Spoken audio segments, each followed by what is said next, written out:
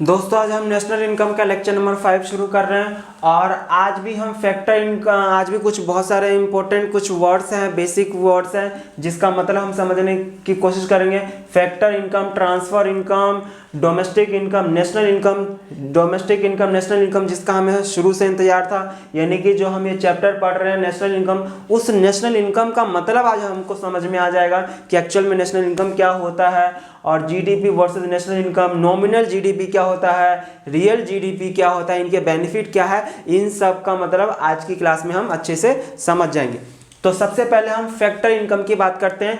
तो factor income, what you earn as a reward for your service, यानी कि simple सा मतलब है कि आपने किसी को कोई सर्विस दिया, उस सर्विस के बदले में जो आपको रिवॉर्ड में, सर्विस के बदले में रिटर्न में जो मिला है वो फैक्टर इनकम है। और ये फैक्टर इनकम हमेशा याद रखिएगा 4 तरह के होते हैं। जैसे कि अगर मैं डेफिनेशन की बात करूं कि फैक्टर इनकम क्या होता है, तो फैक्टर हम 4 तरह से सर्विस देते हैं लोगों को। क्या है 4 तरह की सर्विस? यानी कि सबसे पहले हम लैंड दे सकते हैं किसी को रेंट पे, तो लैंड के बदले में हमको रेंट मिलेगा। सेकंड होता है आपका लैंड के बाद लेबर, हम अपनी सर्विस देते हैं तो बदले में वेजेस मिलता है। और थर्ड नंबर पे कैपिटल, कैपिटल पे हमको इंटरेस्ट मिलता है जो बिजनेस में पैसा लगाया जाता है। और फोर्थ होता है एंटरप्रेन्योरशिप, एंटरप्रेन्योरशिप के बदले में प्रॉफिट मिलता है। तो ये जो 4 है, 4 तरह से हम सर्विस दे सकते हैं। एंटरप्रेन्योरशिप जो स्किल है, किसी के अंदर बिजनेस करने की कला है, उसके बदले उसको क्या मिलता है? प्रॉफिट मिलता है। तो वो प्रॉफिट भी जो है उसका फैक्टर इनकम है। और ट्रांसफर इनकम क्या है? What you receive as a help, charity और डोनेशन। अगर एज अ हेल्प आपको कोई हेल्प करता है तो वो हेल्प में जो आपको उसने पैसे दिए हैं, जो आपने रिसीव किए हो, वो ट्रांसफ़र इनकम कहलाता है। चाहे कोई आपको डोनेशन दे दे, चाहे कोई चैरिटी कर दे, जैसे स्कॉलरशिप होता है ये। तो जल्दी से इसका डिफरेंसेस पढ़ लेते हैं थोड़ा सा। इसका डिस्क्रिप्शन में लिंक दिया हुआ है, आप वहाँ से भी डाउनलोड करके पढ़ सकते हैं और आप स्क्रीन पे भी देख सकते हैं। जल्दी से देखिए, फैक्टर इनकम क्या है? It refers to income receive by factor of production for rendering factor service in the production process. और जो आपका ट्रांसफर इनकम है, it refers to income received without rendering and productive service in return, यानी बिना service दिए अगर आपको कुछ मिलता है, तो जैसे डोनेशन है, स्कॉलरशिप है, ठीक है। और नेचर किस तरह का है? It is include in both national income and domestic income, यानी फैक्टर इनकम को हम नेशनल इनकम और डोमेस्टिक इनकम इन दोनों के कैलकुलेशन में यूज करते हैं, और ट्रांसफर इनकम को इन दोनों में से किसी में यूज नहीं किया जाता है। Concept, it is earning concept and it is a receipt concept, यानी कि ये इनकम जो है फैक्टर इनकम, अर्निंग हमने कमाया है 4 चीज से, और ये सिर्फ रिसीव होता है एज अ हेल्प। रेसिपिएंट क्या है? It is receive by factor of production, यानी कि फैक्टर ऑफ प्रोडक्शन बता दिया, land, labour, capital and entrepreneurship, factor of production. और ये जो है सेकंड जो है transfer income, it is generally received as a help, charity और डोनेशन, ठीक है। तो फैक्टर सर्विस, हम जो फैक्टर सर्विस प्रोवाइड करते हैं प्रोड्यूसर को लैंड, लेबर, कैपिटल और एंटरप्रेन्योर के रूप में, तो उसके बदले में जो पेमेंट करते हैं वो फैक्टर पेमेंट, तो फैक्टर पेमेंट कह लीजिए, या फिर फैक्टर सर्विस के बदले में जो फैक्टर पेमेंट यानी कि फैक्टर इनकम प्रोड्यूसर देने वाले हैं, इसलिए उनके पॉइंट ऑफ व्यू से देखा जाए तो फैक्टर पेमेंट है। और अगर हमने सर्विस किसी को दी, हमें वो मिल रहा है, पैसा मिल रहा है, तो वो फैक्टर इनकम हमारे पॉइंट ऑफ व्यू से। तो दोनों का मतलब एक ही है। एग्जाम्पल में लिखा हुआ है, मैंने बता दिया कि जो हम फैक्टर सर्विस देते हैं वो फैक्टर सर्विस 4 तरह का होता है। लैंड, लैंड पे जो हमें मिलता है रेंट होता है। सेकंड लेबर होता है, लेबर पे जो हमको मिलता है वो वेजेस या सैलरी होता है। कैपिटल पे जो हमने पैसा लगाया है बिजनेस में, उस पे जो हमें अगर इंटरेस्ट मिलता है तो इंटरेस्ट की इनकम। और एंटरप्रेन्योरशिप की जो हमने सर्विस दी है उसके बदले में जो हमें मिलता है वो प्रॉफिट होता है। तो ये आपका फैक्टर इनकम है।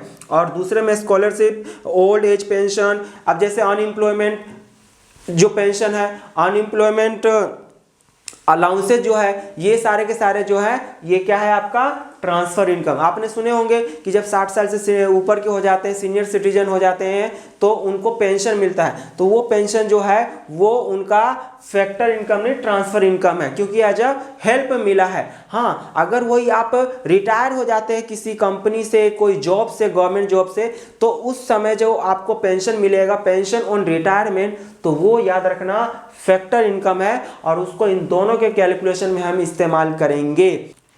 अब हम बात करते हैं डोमेस्टिक इनकम और नेशनल इनकम। डोमेस्टिक इनकम, अभी मैंने डोमेस्टिक टेरिटरी का पिछले लेक्चर में बताया था कि डोमेस्टिक टेरिटरी एक इकोनॉमिक टेरिटरी है। उस टेरिटरी में जो भी एक साल के अंदर में गुड्स एंड सर्विसेज प्रोड्यूस हुए हैं उसकी जो फाइनल वैल्यू होगी उसको डोमेस्टिक इनकम बोलेंगे। और नॉर्मल रेजिडेंट का मतलब भी मैंने बताया था। तो जो एक नॉर्मल रेजिडेंट है, इंडिया का नॉर्मल रेजिडेंट दुनिया में कहीं भी जाके, चाहे इंडिया में पैसा कमा रहा हो या इंडिया से बाहर में जाके पैसा कमा रहा हो, अगर भारत का वो नॉर्मल रेजिडेंट है तो वो नॉर्मल रेजिडेंट जो भी पैसा कमाया है एक साल के अंदर में उसको नेशनल इनकम कहेंगे। और इसका पूरा डिटेल से हम नेक्स्ट वीडियो में समझेंगे। उसके बाद हम कुछ न्यूमेरिकल सम्स भी सॉल्व करेंगे। तो एक थोड़ा सा डेफिनेशन देख लेते हैं डोमेस्टिक इनकम और नेशनल इनकम का। It refers to the value of final goods and services produced within domestic territory of a country in an accounting year. And national income का क्या है? It refers to the value of final goods and services produced in the entire world by the normal resident of a country in the accounting year. जो मैंने बोला वही यहाँ पे लिखा हुआ है। नेक्स्ट है आपका differences between gross domestic product at market price and national income, यानी कि GDP at MP and national income and NNP at FC. तो ये इसका मतलब भी हम बाद में समझेंगे। ये अगर आपको समझ में आ गया होगा तो ये भी समझ में आ जाएगा। इसका हम डिस्कस जो है वो बाद में आने वाले समय में हम करेंगे या नेक्स्ट वीडियो में हम करेंगे। तो नेक्स्ट आ जाता है आपका नॉमिनल जीडीपी और रियल जीडीपी। ये बहुत ही इंपॉर्टेंट पार्ट है इस नेशनल इनकम का, तो इसको भी समझना जरूरी है। नॉमिनल जीडीपी और रियल जीडीपी दोनों में अंतर समझने के लिए हमें ये समझना होगा जीडीपी का मतलब, और जीडीपी का मतलब हमने यानी कि डोमेस्टिक इनकम को ही हम एक प्रकार से अभी जीडीपी कह सकते हैं। एक्चुअल में डोमेस्टिक इनकम का मतलब होता है एनडीपी एट एफसी। बट हम एक सेकंड के लिए मान लेते हैं कि ये जो डोमेस्टिक इनकम यानी कि जीडीपी है, दोनों में क्या अंतर है हम नेक्स्ट वीडियो में समझेंगे। तो ये जो जीडीपी एट एमपी है इसका मतलब हम ये समझे कि एक डोमेस्टिक टेरिटरी है, उसमें एक साल के अंदर में जितने भी गुड्स एंड सर्विसेज प्रोड्यूस हुए हैं उसकी मनी वैल्यू को जीडीपी कहते हैं। ओके अब ये जो मनी वैल्यू है ना, ये दो तरह से कैलकुलेट किया जाता है, एक नॉमिनल वे में और रियल वे में। तो नॉमिनल और रियल क्या है कि दोस्तों हमें नॉमिनल जीडीपी और रियल जीडीपी का मतलब समझना है। तो नॉमिनल जीडीपी का मतलब वही जो डोमेस्टिक टेरिटरी में एक साल के अंदर में जो भी गुड्स एंड सर्विसेज बनाई गई है, प्रोड्यूस की गई है, उसकी फाइनल वैल्यू को कहते हैं जीडीपी। अब वो जीडीपी या तो नॉमिनल बेसिस पे होता है या रियल, यानी कि नॉमिनल जीडीपी या रियल जीडीपी। पहले इन दोनों का मतलब मैं पढ़ के बता दे रहा हूँ, उसके बाद हम यहाँ पे समझेंगे एग्जाम्पल से कि इन दोनों में अंतर क्या है। तो जल्दी से आप देख सकते हैं nominal GDP it refers to GDP at current price. It is the market value of the final goods and services produced within the domestic territory of a country during an accounting year as measured at current price. यानी कि जिस साल जो भी goods and services produce की गई है उसी साल के जो मार्केट प्राइस होगा, मार्केट में जो प्राइस चल रहा होगा उसी प्राइस से उसी साल जितने गुड्स एंड सर्विसेज प्रोड्यूस की गई है उसको मल्टीप्लाई करते हैं तो वो नॉमिनल जीडीपी होता है। सपोज 2021 में 1 लाख यूनिट बनाया गया और 2021 में इस 1 लाख यूनिट का जो मार्केट प्राइस है 10 रुपये है, तो इसका मतलब 2021 की नॉमिनल जीडीपी जो होगी वो 10 लाख रुपीज होगी। और सपोज 2022 की बात करूं तो 2022 में हमने 1 लाख यूनिट बनाया और अगर 1 लाख को इसी साल के मार्केट प्राइस यानी इस साल सपोज दैट मार्केट प्राइस 12 रुपये है, तो 12 रुपये के हिसाब से अगर हम मल्टीप्लाई कर दें तो 12 लाख रुपए जो आ गया ये आपका नॉमिनल जीडीपी ही है। क्योंकि नॉमिनल जीडीपी का मतलब मैंने क्या बताया कि जिस साल हमने जो सामान बनाया है उसी साल के मार्केट प्राइस अगर मल्टीप्लाई कर दे, करंट प्राइस से मल्टीप्लाई कर दें तो वो नॉमिनल जीडीपी है।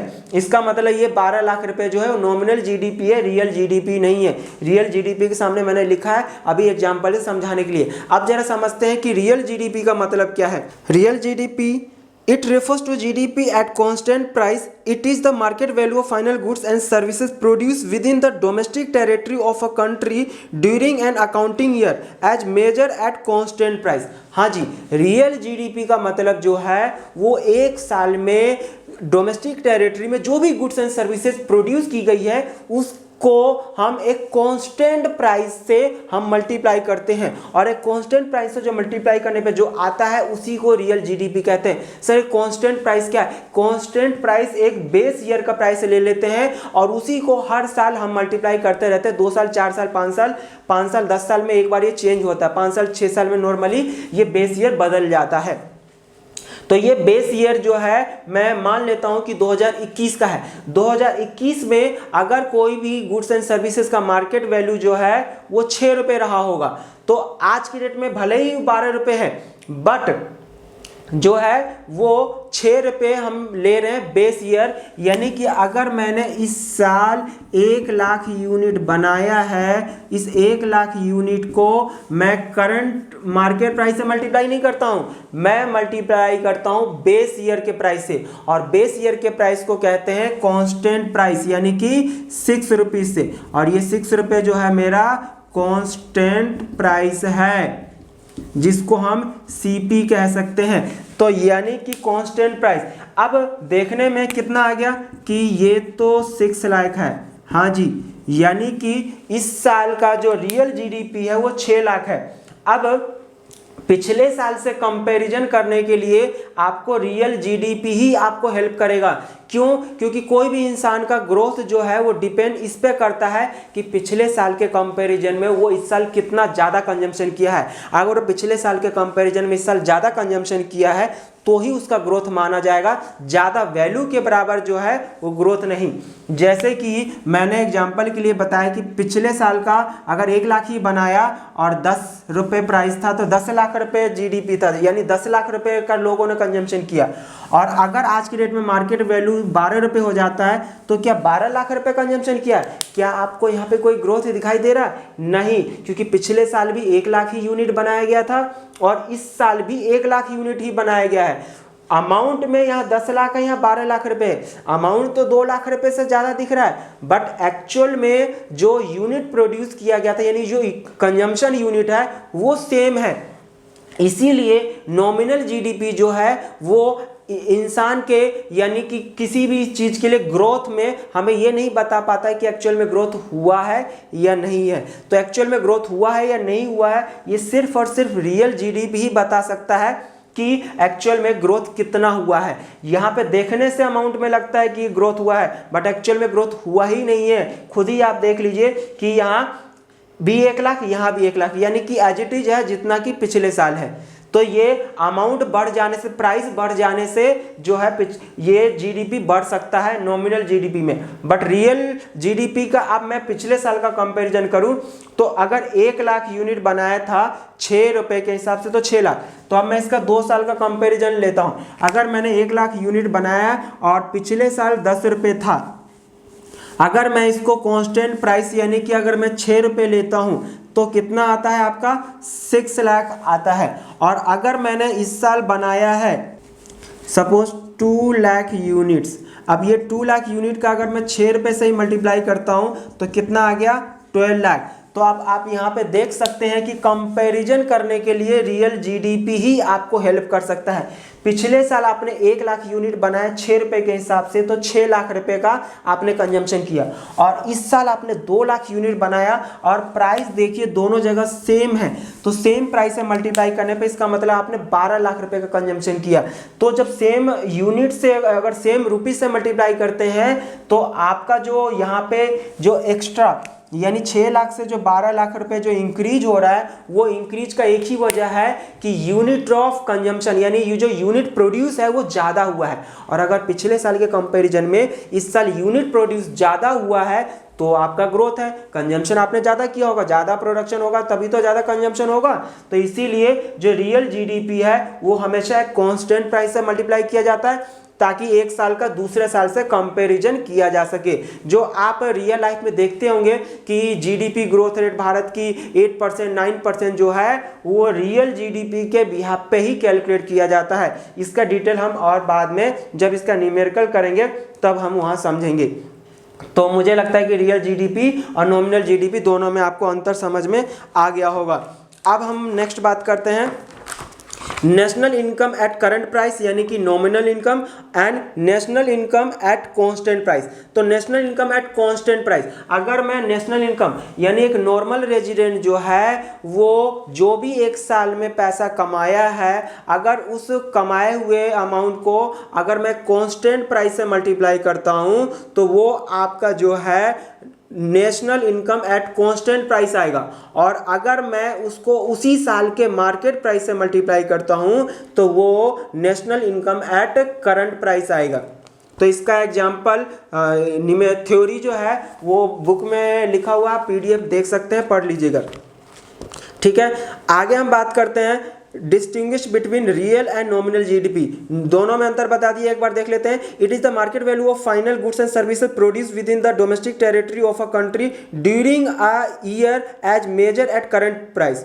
एंड रियल जीडीपी क्या है? It is the market value of final goods and services produce within the domestic territory of a country during a year measure at constant price. यानी कि दोनों जगह market value की तो बात कर रहे हैं कि अगर हम नेशनल इनकम कैलकुलेट कर रहे हैं रियल जीडीपी के हिसाब से तो भी मार्केट वैल्यू लेते हैं, नॉमिनल के हिसाब से भी मार्केट वैल्यू लेते हैं। बट दोनों में अंतर क्या है कि जब हम रियल जीडीपी कैलकुलेट करते हैं हम कांस्टेंट प्राइस से मल्टीप्लाई करके तो उस मार्केट वैल्यू को रियल यानी कि रियल जीडीपी बोलते हैं और नॉमिनल जीडीपी जो कि एक करंट ईयर के मार्केट प्राइस से मल्टीप्लाई करने पे आता है।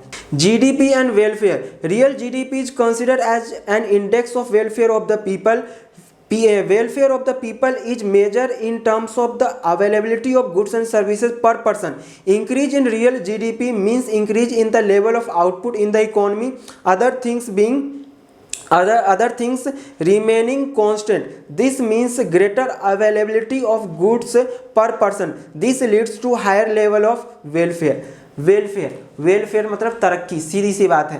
तो तरक्की इंसान का कब होता है, ग्रोथ कब माना जाता है? जब वो पिछले साल के कंपैरिजन में इस साल जो कितना ज़्यादा खर्चा किया, जो कि मैंने यहाँ पे अभी आपको एग्जांपल बता दिया है कि ये किस बेसिस पे कैलकुलेट किया जा सकता है। जब हम एक कांस्टेंट प्राइस से कि पिछले साल हमने कांस्टेंट प्राइस से इतने से मल्टीप्लाई किया, इस साल भी इतना, तो पिछले साल के कंपेरिजन में हमने 6 लाख रुपये का ज़्यादा खर्चा किया, मतलब कितना 1 लाख यूनिट। तो ये जो 1 लाख यूनिट एक्स्ट्रा कंज्यूम किया है ये आपका जीडीपी वेलफेयर है। और जीडीपी वेलफेयर में आपको कौन हेल्प करता है, नॉमिनल जीडीपी या रियल जीडीपी? तो रियल जीडीपी। नेक्स्ट जो है which is better, nominal GDP और रियल जीडीपी? तो कौन सा बेटर है? रियल जीडीपी, क्योंकि रियल जीडीपी से क्या क्या आपको बेनिफिट मिलता है जल्दी से पढ़ दे रहा हूँ, ऐसे सब कुछ बता दिया हूँ, एक बार पढ़ के बता दे रहा हूँ तो और क्लियर हो जाएगा। Real GDP helps in determining the effect of increased production of goods and services as it is affected by change in output only. On the other hand nominal GDP can increases even without any increase in output as it is affected by change in price also. यानी कि real GDP ही बताता है कि सिर्फ और सिर्फ output बढ़ने से ही जो है वो अमाउंट बढ़ेगा, क्योंकि पिछले साल और इस साल दोनों का यूनिट को हम मल्टीप्लाई करते हैं सेम प्राइस से। तो इसका मतलब अगर अमाउंट ज़्यादा हुआ है इसका मतलब आपने प्रोडक्शन ज़्यादा की हो। बट नॉमिनल जीडीपी में क्या होता है कि उसमें सिर्फ और सिर्फ जो है वो बढ़ सकता है प्राइस की वजह से भी, क्वांटिटी की। जैसे यहाँ 1 लाख यूनिट 10 रुपये के हिसाब से 10 लाख, अब अगले साल यानी इस साल प्राइस बढ़ के 12 रुपये हो गया, तो देखो यहाँ पे 12 लाख रुपये ज़्यादा दिख रहा है ना, तो प्राइस बढ़ने की वजह से भी ज़्यादा दिख सकता है, जो कि ये सही नहीं है। नेक्स्ट है आपका real GDP is better measure to make periodic comparison in the output of goods and services over different year. यानी अलग अलग साल में कंपैरिजन करने के लिए रियल जीडीपी हमें हेल्प करता है। Real GDP facilitates international comparison of economic performance across the country. यानी इंटरनेशनल कंपैरिजन, दूसरे कंट्री का अपने कंट्री के साथ भी कंपैरिजन करने के लिए रियल जीडीपी हेल्प करता है। Therefore real GDP is better than nominal GDP as it truly reflect the growth of an economy. यानी कि एक्चुअल में ये ग्रोथ ऑफ एन इकोनॉमी हमें बताता है, ग्रोथ यानी कि कितना ज़्यादा प्रोडक्शन हुआ है पिछले साल के कंपैरिजन में। तो दोस्तों आज की क्लास आपको, मुझे लगता है कि ये जितना भी मैंने आज की क्लास में कवर किया है वो सब कुछ आपको अच्छे से समझ में आ गया होगा। तो इसी के साथ आज की मुलाकात हम यहीं समाप्त करते हैं। मिलते हैं अगले लेक्चर में। Thank you so much.